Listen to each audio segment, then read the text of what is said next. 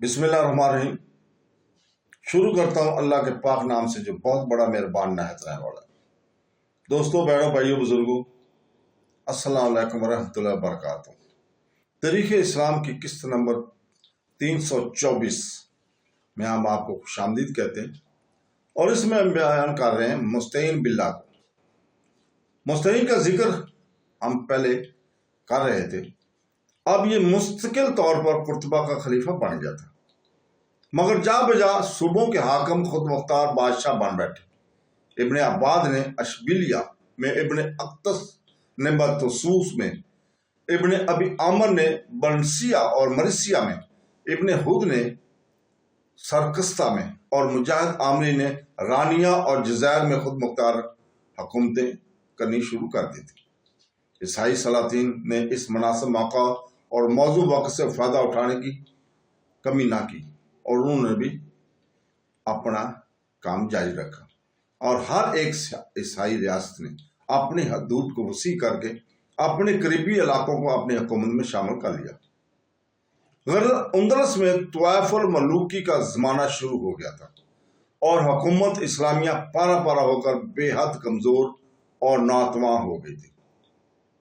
محرم 407 ہجری تک مستعین نے قرطبہ اور اس کے مضافات پر حکومت کی، اور 3 سال چند ماہ برائے نام خلافت کے بعد اشبیلیہ کے مستصل مقام تالکا کے میدان میں علی بن حمود سے شکست کھا کر گرفتار و مقتول ہوا، اور بنی امیہ کی حکومت کا خاتمہ ہو گیا۔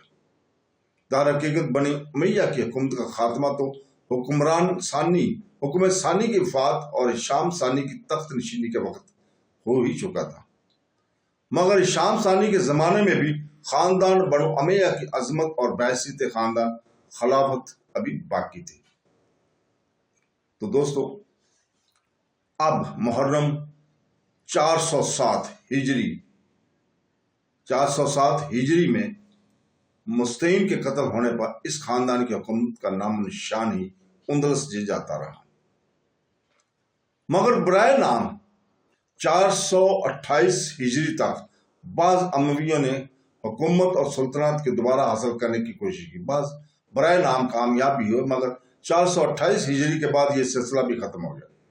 تفصیل اس اجمال کی یہ ہے کہ 407 ہجری میں علی بن حمود، جس کا ذکر ہم آگے کریں گے، مستعین کو قتل کرنے کے بعد قرطبہ پر قابض اور تخت سلطنت پر جلوہ افروز ہوا تھا۔ سن 413 ہجری تک وہ اس کا بھائی قاسم قرطبہ میں حکمراں رہا۔ 413 ہجری کے آخری ایام میں ابن حمود کی حکومت منقطع ہوئی، اور اہل قرطبہ کی حمایت اور آنت سے عبد الرحمن بن ہشام بن عبد الجبار برادر مہدی ماہ رمضان 414 ہجری میں قرطبہ کے تخت پر بیٹھا، اور متظہر کا خطاب یا لقب اختیار کیا۔ اس کی حکومت کو بھی 2 مہینے گزرے تھے کہ محمد بن عبد الرحمن بن عبید اللہ بن عبد الرحمن فتح مند ہو کر متقفی کے لقب سے تخت نشین ہو کر قرطبہ میں حکومت کرنے لگے۔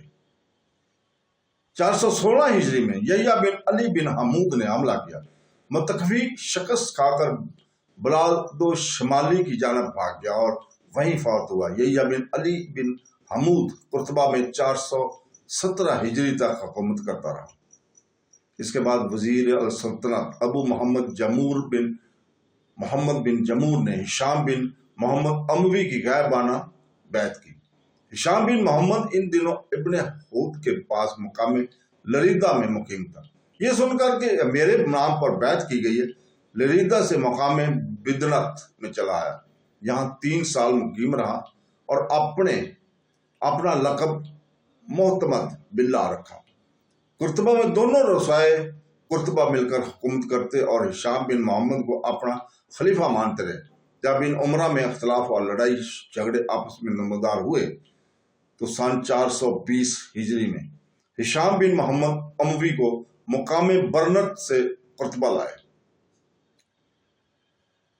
باقاعدہ تخت نشین کر کے اس کی بیعت کی، اور باقاعدہ اس کی تخت نشین کر کے اس کی بیعت کی۔ 422 ہجری میں لشکریوں نے بغاوت اور سرکشی اختیار کر کے ہشام بن محمد کو معزول کر دیا۔ شام معزول ہو کر قرطبہ سے لریدہ چلا آیا تھا اور 428 ہجری میں یہیں فوت ہو گیا۔ ہشام بن محمد پر خاندان بنو امیہ کی برائے نام حکومت اور خلافت کا سلسلہ بھی ختم ہو گیا تھا۔ عبد الرحمن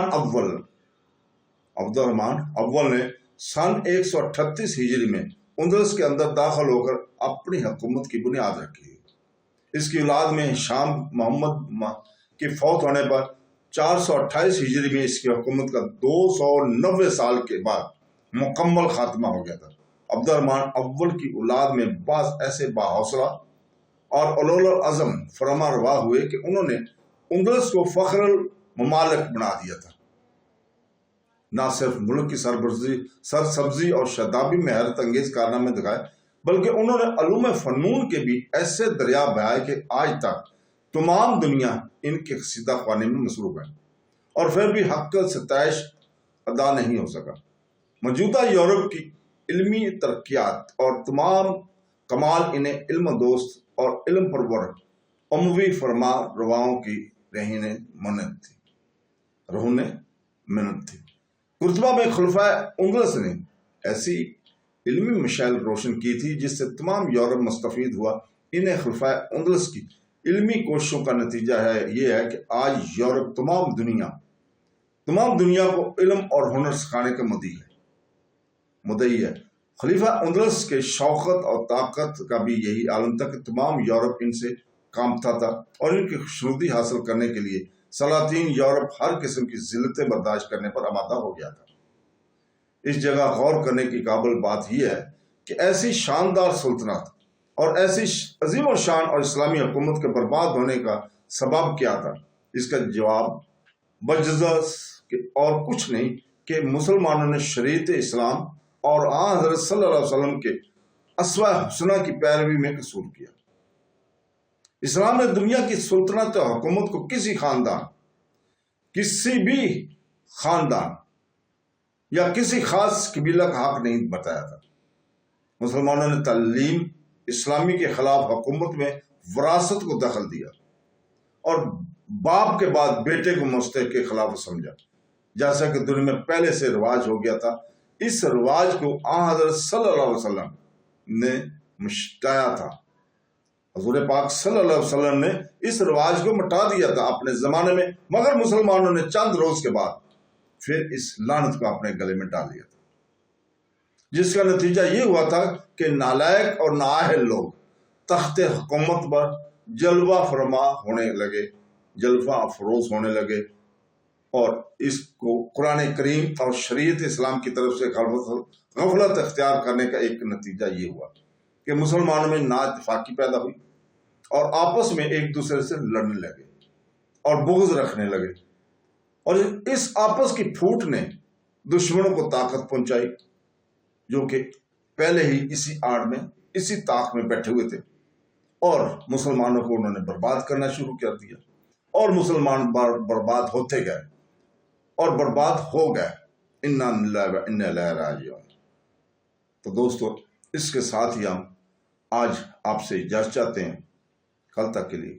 کل ہم نئی قسط آپ کے سامنے لے کر آئیں گے جو کہ حکومت بنی حمود پر ہم بیان کریں گے۔